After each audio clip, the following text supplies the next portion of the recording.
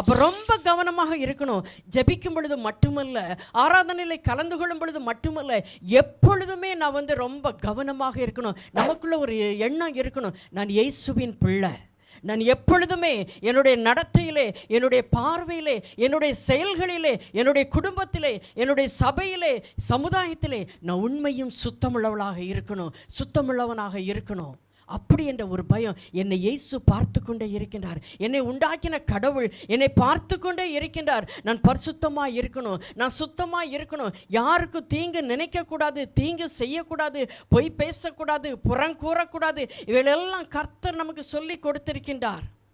நாம் மற்றவர்களை குறித்து அவதூறாய் பேசக்கூடாது, நமக்கு தெரியாத காரியங்களை பேசி மற்றவருடைய மனதை புண்படுத்தக்கூடாது. இதெல்லாம் கர்த்தர் பார்த்து கொண்டே இருக்கின்றார். ஏனென்றால் நான் அப்படி தவறுகளை செய்யும் பொழுது நமக்காக கர்த்தர் வைத்திருக்கின்ற அந்த பலனை முழுவதுமாய் பெற்றுக்கொள்ள முடியாது.